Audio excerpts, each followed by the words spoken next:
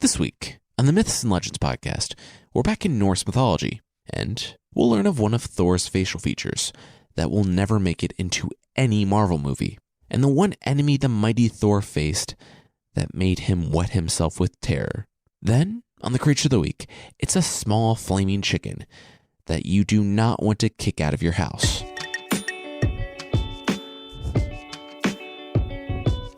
This is the Myths and Legends podcast, episode 62, Hammer Time.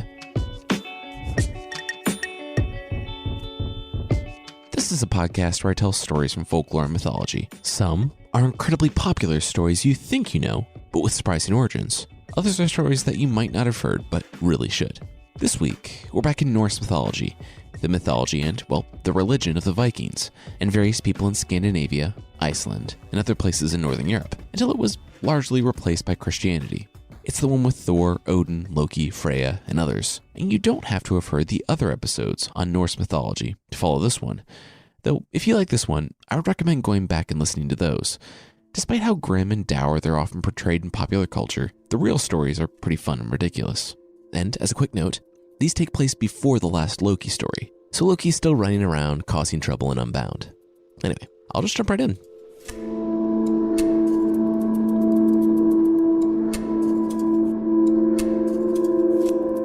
Over the last 3 months, the rattling from inside the box had grown quieter and quieter, until, finally, the day before yesterday, it had stopped altogether. Garrod, the giant, kind of hoped that the thing inside the box wasn't dead, because then he couldn't put the next stage of his devious plan into action. He had his other giant buddies pop open the box to see a starving, angry, but utterly defeated bird of prey. "Are you ready to talk now, Loki?" Garrod said. "Yes," Loki said, and the infamous trickster flapped out and landed on the floor, transforming from a withered and beaten bird to a withered and beaten Loki. 3 months ago, just for the fun of it, Loki stole Freya's magic bird cloak and decided to take a short trip to Jotunheim, or Giant Land. He had heard of the magnificent Hall of Garrod and wanted to check it out for himself. It was a windy, snowy day when he landed, in bird form, on the windowsill of the hall. And outside, trying to get a good view, Loki pushed maybe a bit too hard. The shutters flew open and slammed on the inside of the hall, drawing the attention of all the giants. But giants are slow climbers, at least the first one trying to get Loki was. As Loki watched the giant huff and puff his way up the wall, the trickster almost felt sorry for him. And when he got close, Loki jumped to a perch just a little bit higher. Then he saw a giant that had clearly been working out. Scaling the wall much faster, Loki beat his wings to fly away, but also found that he was stuck to the rafter. Loki sighed. Giant magic. Perfect. Loki was tackled by several angry giants. Garrod had Loki hanging upside down by his bird talons, and the giant said that he had a small favor to ask of Loki, and yes, apparently if a bird gets into your house, it's safe to assume that it's Loki, wearing a magic cloak. The giant said that he just wanted to kill Thor. Loki laughed. "Oh, a giant that wants to kill Thor. How weird and rare. But seriously, take a number." The giant, not wanting to go back and forth with a talking bird, threw Loki in a lockbox to persuade him to help Garrod. 3 months should do. And it did do. When Loki came out, he was more than happy to do anything Garrod asked to avoid going back in the box. The giant simply wanted Loki to convince Thor to come to the hall, unarmed, so that Garrod could murder him.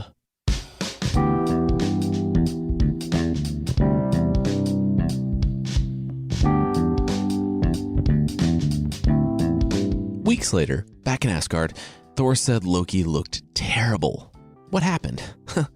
"Definitely wasn't trapped in a box for 3 months to convince you to come to Jotunheim so a giant could murder you," Loki said. "Wait, what?" Thor said.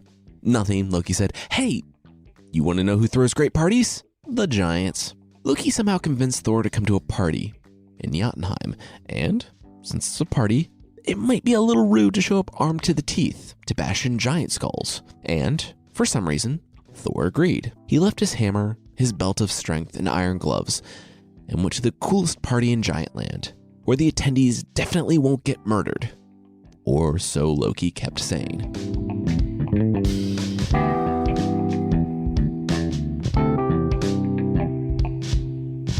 Yeah, you're definitely gonna get murdered. A woman told Thor when Loki was out of the room.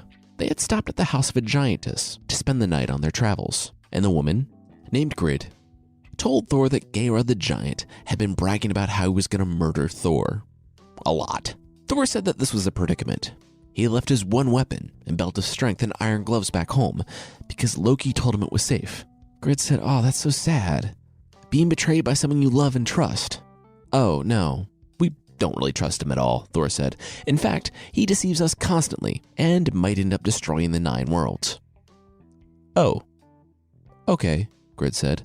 "Then it makes a lot of sense that you would follow him unarmed into Giantland. Hey, you know what? If you need weapons, I have an extra Thor-sized belt of strength and iron gloves lying around. We giants kill a lot of heroes around here. I don't have a magic hammer, but I do have a staff." She told Thor that he could take them, because if he didn't, he was, as she kept saying, definitely gonna get murdered. And Thor's stuff ended up helping him even before they got to Geirröd's court. Thor stuck the staff into a rushing river and waded across, while Loki bravely clung to his belt. When they arrived at Geirröd's court, it was well after nightfall, and for a place to sleep, they were directed to the finest goat shed. Thor and Loki looked at the shed, nearly bare, except for a chair in the center. Except the chair was on a pile of straw, clearly hiding something. "Okay, this is definitely a trap, right, Loki?" Thor said, looking at the very suspicious chair. Loki sighed. "Yeah. Geirröd had trapped him in a box for 3 months, and to get free, Loki had to promise to bring Thor here unarmed." "Okay," Thor said, "but why do you do this? I mean, he let you go. You realize you can just not come back, right? You don't have to do what they say. This is like Eden and the apples all over again. You can just lie to the giants and say that you're coming back and then not come back. You lie constantly, except when it will do you any good. Anyway, I'm going to go sit down in this chair that's definitely just a chair and not a trap," Thor yelled to the surely unsuspicious chair. When he sat down in the fairly comfy chair, 2 giantesses burst forth from the straw underneath the chair, saying that they were Geirröd's daughters, and it wasn't just a chair at all, but a cleverly disguised trap, and they were going to kill Thor. "Oh no, how surprising," Thor said.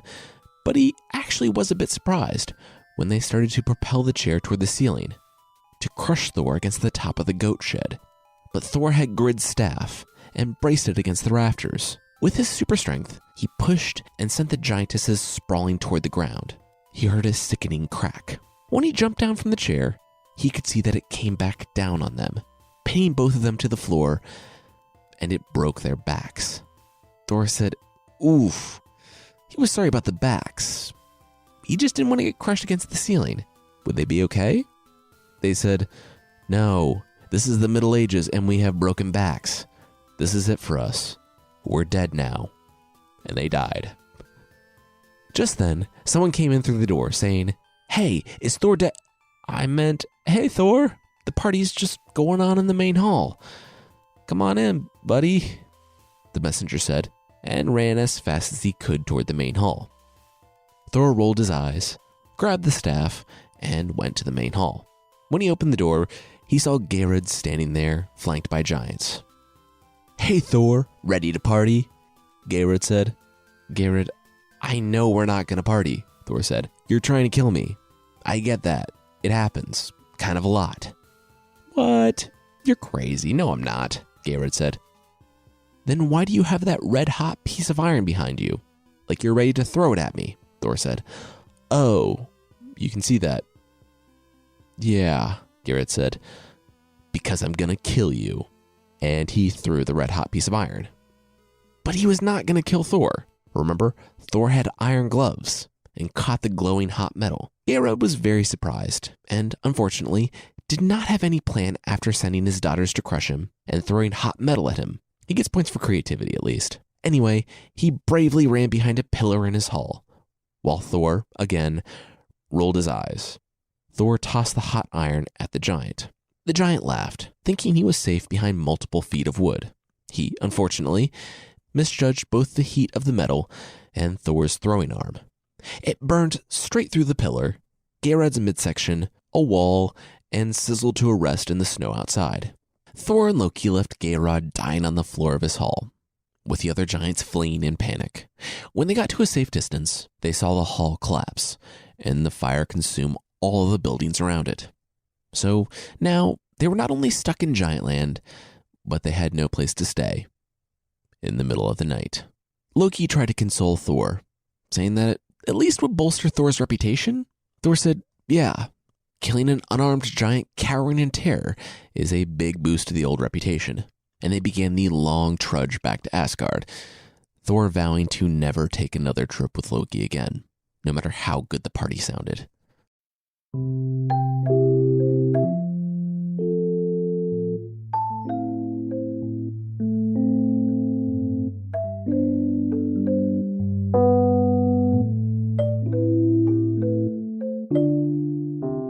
Catch up with Odin in another part of Giant Land, showing off his 8-legged horse to the extreme annoyance of everyone around him right after this.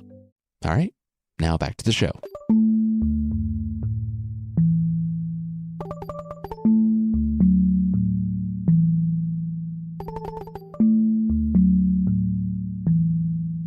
Elsewhere in Jotunheim, Odin was being his sneaky, inconspicuous self by riding his 8-legged horse across the sky. He was in disguise, though he wasn't fooling anyone. There was only one person with an 8-legged horse. Hrungnir, the strongest of the giants, was standing beside his own horse, watching the stranger, who was definitely not Odin, showboating across the sky. The giant had enough. It was one thing to meet the business end of Thor's hammer on a nearly regular basis, but for the giants, to have Odin spending a nice Saturday afternoon taunting them from the sky was too much. He was going to say something. He yelled at Odin to get lost before something bad happened to him. Odin looked down at him. Oh yeah? And what was this little giant going to do about it? The giant said, how about I take that head of yours? Odin smirked. Sure, if you can catch me. The 8-legged horse touched the ground and bolted in the direction of the world tree.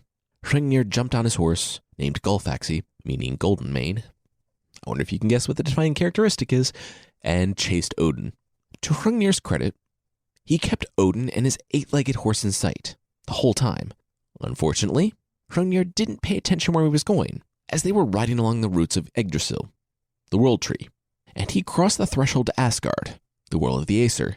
His horse skidded to a stop as he saw Odin resting in front of him. He reached down for a weapon. It looked like he would have to fight his way out. Except that he had been doing whatever it was giants from Norse mythology do with their free time, and he wasn't armed. Then, he heard the gates to Asgard close behind him. He was locked in. The Aesir closed in around the giant. They had been fighting giants for years, and now they had one in the walls. So they invited him in for some heavy drinking.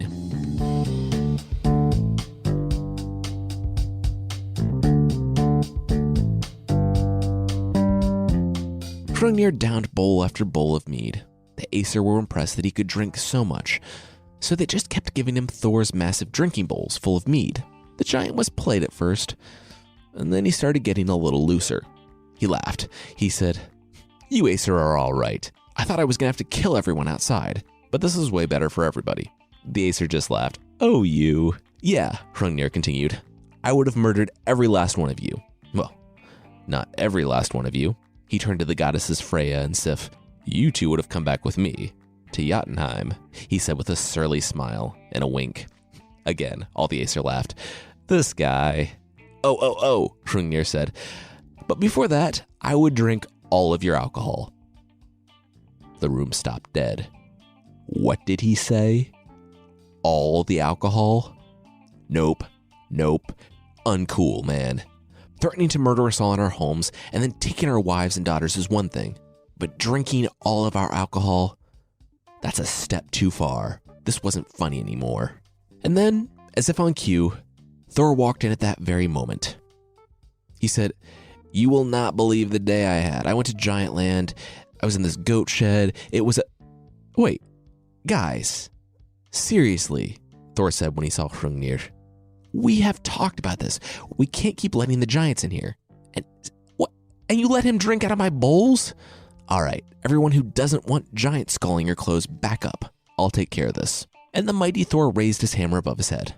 Okay, whoa. Whoa, Hrungnir said, cowering at the mead bench, hands over his head. Look at these, look at my hands. You know what you don't see in them? A weapon. How impressive is it for you to kill me without a weapon, huh? I think the answer you're looking for is not very. You might not know this, but after the death of Thrym and his family at his wedding, I'm actually the strongest giant. Even stronger than Loki, and we all know how you fared against him. Thor lowered his hammer and thought about it. If you remember, Thrym was the giant who stole his hammer, and to whom Thor was very briefly engaged. Loki was the giant who challenged Thor to drink the ocean and lift the Midgard serpent. Though Thor technically won both of those times, neither really ended super honorably for him. So he was kind of looking for a solid, famous success against the giants. He knew of Hrungnir's reputation. Despite his current cowering, he was the strongest of the giants. If Thor dueled him and killed him, it will be a much-needed, unqualified success for the Acer. Also, it kind of wasn't okay to invite people over, get them drunk, and murder them. Even giants. Thor sighed. He said, okay. He would duel Hrungnir. Of course, Hrungnir couldn't use any of their weapons, and he had to go back to Jotunheim to get his own. What Hrungnir did not know was that he would return with a hero's welcome. The giants lined the path as Hrungnir rode into Giantland. They clapped and cheered him. The strongest giant in Jotunheim was going to challenge Thor to a duel. This could mean big things for them in their cold and not so cold war against the Acer. Also, they had a gift for Hrungnir. From the moment they heard of the duel, they got to work making a giant out of clay.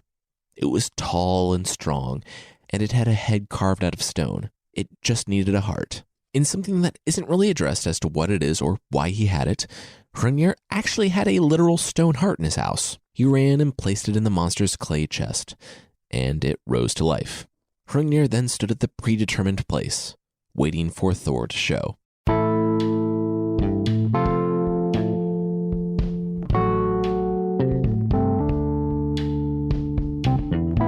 Later on, Thor was walking through Jotunheim with his servant, Thjalfi. Now, if you remember the episode where Thor went to the castle of Skrymir, or Loki, with Loki, and stopped along the way at a peasant's house, where he gave the peasants a nice dinner of his all-you-care-to-eat goat chariot, well, then you probably remember the father sucking the marrow out of one of the goats, giving it a permanent limp. The goat's days as a chariot goat were cut short, and Thor not only had to retire Teeth Gnasher, but kill a small peasant family in the process. Well, the parents were quick on their feet and gave their children to Thor and Loki as a payment for the goats, and Thor kept them. And Thjalfi was the boy in that story. He had been on adventures with Thor, and now, here, he was serving as Thor's squire in the duel with a giant in Jotunheim. Then he saw Thor stop dead in the middle of the road. In the distance, up ahead, was Hrungnir, the strongest giant in the 9 worlds. But a clay giant stood next to him. This, for some reason, was too much for Thor. He started trembling, and then a wet spot grew in his tunic, with a bit of it dribbling down his leg. Thjalfi knew better than to address it or tell anyone about it ever, and just said, so what do you want to do? Thor, keeping it cool and acting like he didn't just wet himself in terror, said he had a plan. Also, don't tell anyone about this. Minutes later, Thjalfi, the young man who Thor got as compensation for a goat, walked to Hrungnir and the clay monster, who were confused. Where was Thor, and why was this kid here? Thjalfi said Thor will be up shortly. Hrungnir said, oh, okay, that's cool. Wait, did you say up? Yep. Thjalfi said, okay, and what do you mean by that? Oh, it's just that Thor is going to be shooting up from the ground, right underneath you, and though there's really no good way to be hammered by Thor, that is an especially bad way. Hrungnir stood there, eyes wide. Yes, that did seem like a bad way to be hammered by Thor. The giant threw down his long iron shield and stood on it. Do you think that would stop Thor? Hrungnir said, feet very close together. Maybe, but it doesn't even matter, Thjalfi said, because I'm just stalling you for a sneak attack. But then they just stood there awkwardly, a sneak attack very much not happening. Then, Thjalfi heard the thunder and rolled his eyes. This is exactly not how to sneak attack. Off in the distance, they all saw Thor running toward them. Hammer out and sky filled with lightning and storm clouds. Really effective sneak attack, Hrungnir the giant said. Thor was still really far away, so they had some more time to just stand there awkwardly. Then, a few minutes later, when Thor was moderately closer, the son of Odin threw his mighty hammer. "Oh," Hrungnir said, and raised his own weapon, which happened to be a large whetstone. You know, like the type of stone you use to sharpen knives. Anyway, he was a giant, so it was more of a wet boulder. Hrungnir raised it up over his head and threw it in Thor's direction. Rock hit hammer in midair, and they exploded in a cloud of dust and shattered rock. But only for an instant. Neither party was very happy to see the other's weapons still hurtling toward him. Thor's hammer had been slowed slightly, but it was still careening toward Hrungnir's head. Hrungnir's whetstone had been halved, but the side that was not broken into fragments now had a nasty point that was headed right for Thor. Neither really had time to react before they were hit. Hrungnir saw his half a whetstone hit Thor in the forehead, with more force than a bullet. It exploded in yet another cloud of dust, but after it quickly cleared, Thor was on the ground. Hrungnir had only an instant to enjoy this bit of victory, until Thor's hammer hit him in the face, and, much to the horror of the onlookers in Jotunheim, went straight through Hrungnir's skull, only stopping when it lodged into the mountain behind him. Stunned and wiping fragments of the strongest giant's head from their faces, they barely registered what happened next. The story says that Thjalfi, the kid, took down the clay giant that made Thor wet himself, but the giant fell in such a way that it's hardly worth a story. But really, this son of a peasant, who is essentially Thor's slave, just takes down a monster that made Thor pee his pants. That is totally worth a story. My guess is that it wasn't anything spectacular, but Thjalfi, standing next to the horrified giant cheerleaders, and the monster made out of now dry clay, just took his battle axe and hit the giant's leg. Finding himself unexpectedly one-legged, I can see the monster losing its balance and hitting the ground, crumbling into 1,000 pieces. But that's just my guess. We don't know because, like the prose Edda says, it apparently wasn't worth the story, though it really was, come on. The giants, when they recovered, ran as fast as they could away from Thor, who was not only laying on the ground as if he was dead, but was trapped underneath the dead Hrungnir's leg. Okay, so I don't know how this is possible. I don't know if it's just that Hrungnir was so big that even if Thor was far away, he was still in range of the giant's foot, or if it was like in Monty Python in the Quest for the Holy Grail, where the warrior was running at the guards at the same distance for a couple of different shots, and then he was just right there. Really, we shouldn't try to make sense of it. Thor was trapped under Hrungnir's leg after the giant fell, and Thjalfi panicked. He couldn't see Thor's face or move the leg at all, and he didn't know how much time Thor had underneath it. He ran to Asgard. I'm not sure how long it took for him to explain the whole weird story to Odin, Freya, and the others, and have them come to Jotunheim, but soon-ish, everyone was standing around Thor, and maybe wondering what smelled like urine. Everyone tried, but no one could get the giant leg off of Thor. Even if the giants weren't off washing bits of Hrungnir out of everywhere, they wouldn't have helped Thor after he just killed their strongest. It was up to the Aesir. Then, everyone heard the familiar footsteps of Thor's 3-year-old son, named Magni. He was the result of Thor's extramarital relations with a giant. Baron Saxa, Magni, was like a normal 3-year-old, but he was 7/8 giant, because Thor is like 3/4 giant, and he could easily deadlift a dead giant's leg off his dad. As a parent with a child that's just a bit younger than 3, there's really nothing more terrifying than a giant toddler that can lift hundreds of pounds. Anyway, yes, Magni walked up to his dad, took the leg that no one else could lift, and not only lifted it above his head, but threw it, sending what was left of Hrungnir with it. Everyone looked at Thor as he laid on the ground, and gasped. Thor regained consciousness and sat up, surprised to see all of his friends and family standing around him, looking worried. But he just saw Hrungnir's corpse flying across the sky, and knew that he had done it. He had beaten the biggest giant in the land, and there was absolutely no hilarious and mildly humiliating catch. Why is everyone looking at me like that? Thor said. Even Thor's 3-year-old was mildly shocked. He knew Dada wasn't supposed to look like that. Odin said, "Are you guys going to tell him, or should I? How about I tell him?" The Aesir shook their heads, still wide-eyed. Odin turned to his son. "Okay, don't freak out," he said, "but you have a large shard of Hrungnir's whetstone lodged in your forehead." Thor laughed. His dad was obviously joking. But when no one laughed in return, he put his hands to his forehead and found a large piece of stone jutting out. His face went ashen. "Oh, okay, wow, oh my dad," Thor said, kind of freaking out. "Should I pull it out? Leave it in? Pull it out? This is bad. How deep does it even go?" Odin shook his head. He had no idea. He had helped fashion the sky from a giant skull near the beginning of time, and this was weird even for him. Thor gripped both sides of the stone, took a few deep breaths, and pulled. White-hot, blinding pain flashed through his head, and he dropped back onto the ground. "Wow, it looks like I'm going to leave it in for now," he said, when he had recovered enough to speak again. Odin said that he thought he knew someone in Asgard, a healer, who could help out with something like this. In the meantime, there was a matter of loot from Hrungnir's corpse, mainly that super-fast horse Odin had raced. Who would get that? Maybe a certain really great dad? Who likes super-fast horses? Thor smiled.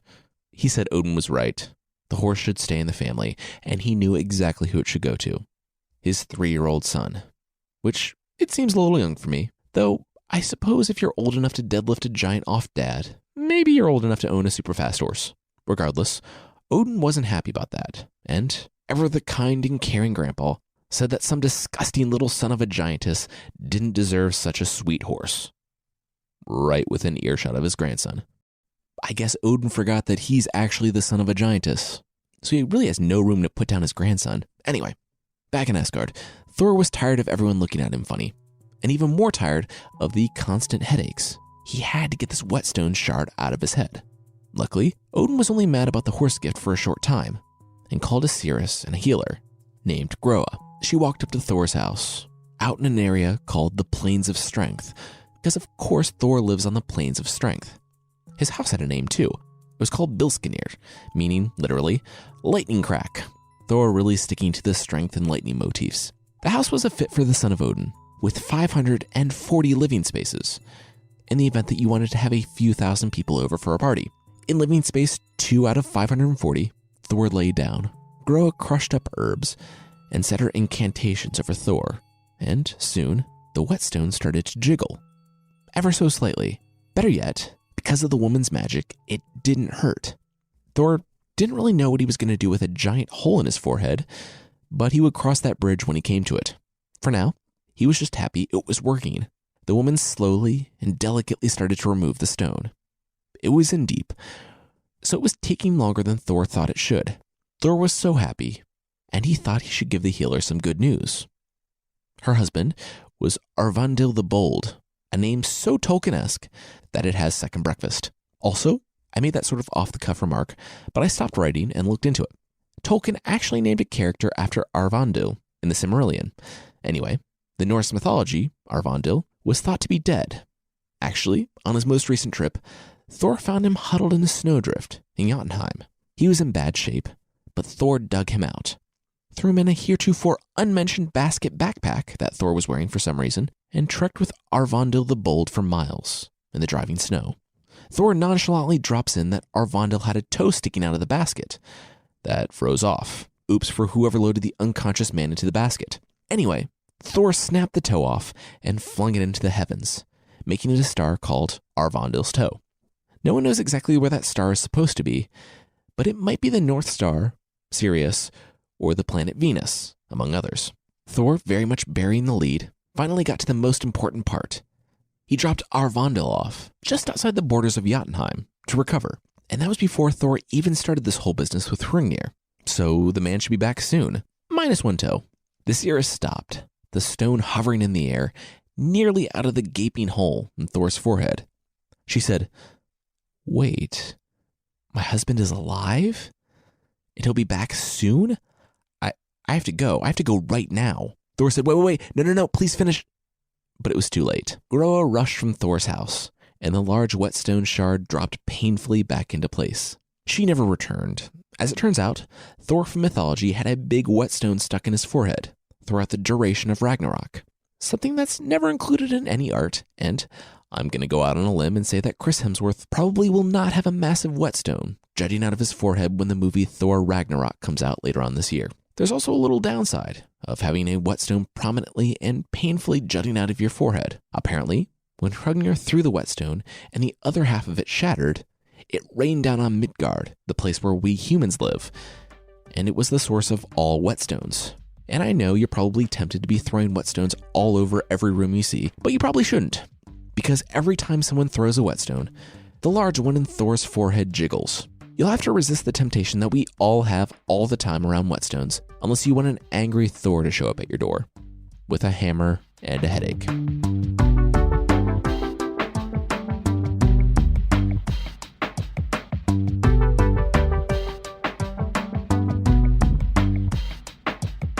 That's it for this week, and except for a few much shorter stories, that's maybe it for Norse mythology. I'll need to really comb through the stories, but I think I've hit all the major ones, which is sad because I love Norse mythology. Of course, Odin pops up from time to time in the sagas, so we'll be seeing him and the giant some more, but I think we might have reached the end of the purely mythological stories. Next week, we're going into the very early versions of Puss in Boots. I'm going to be honest, I didn't get the idea behind a super smart cat that wears boots before diving into these stories. And after researching and reading every version I could find, it makes even less sense to me now. I want to say thanks to CRJR2131, Hellraiser NZ, S Catalina 87, Adventure 25 Chick, a Nelson 1004, X Miller X, Lockhart, Lord Snurts, Nady Lee, Pendingy, Chuck Rouse, Kevin Hops, Awesome Fan 55575, JG3, Ebony X Streamer, Woody Dat, Giggles Bub, Rar X Ashers, Meatballioso, and Sarah Jane. For the reviews on iTunes, thank you all so much. It's great to hear from you. I really appreciate it. And if you'd like to help out the show, you can leave a review on iTunes or the iOS Podcasts app. It really does help by going to itunes.mythpodcast.com. There's also a membership thing on the site. For less than the price of a case of pork brains on Amazon.com, you can get extra episodes, source pack ebooks, and ad-free versions of the show that, while they might make you smarter, do not contain actual brains. And I can guarantee that no pigs were harmed in the making of this podcast. Check out the membership on support.mythpodcast.com. The creature this week is the Etvaras from Lithuanian folklore. Okay, so your 9 to 15-year-old chicken just laid an egg. Congratulations. Maybe.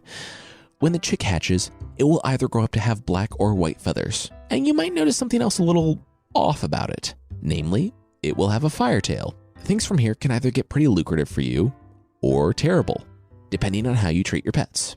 If you're nice to the Itvaras, it will go full buttercat for you and rob your neighbors. Unlike the buttercat though, it will not just pilfer perishables, but will steal both grain and gold. That is, if people let a flaming chicken into their house to rob them, and don't notice said fire returning to your house to drop off the gold. If you're mean to the Itvaras, well, it has a tail of fire and is not afraid to use it. It'll probably burn down your house. Basically, whatever you decide, it's not leaving. So get used to a tricky chicken extorting you for a warm place to sleep. If you don't have an egg-laying 9 to 15-year-old chicken, but would like an Etvaras, don't worry. Etvaras eggs can be purchased from the devil for the low price of your eternal soul. The Etvaras can change its form, so while it's at home, it can be a chicken or become a black cat. And outside, it can once again remain a chicken or turn into a massive, terrifying, fire-breathing dragon. That is just another reason not to kick the thing out of your house. Just inform the neighbors that there will be a flaming chicken by to rob them occasionally, that there's nothing you can do about it, and that you'll return the gold and grain as soon as the chicken's back is turned.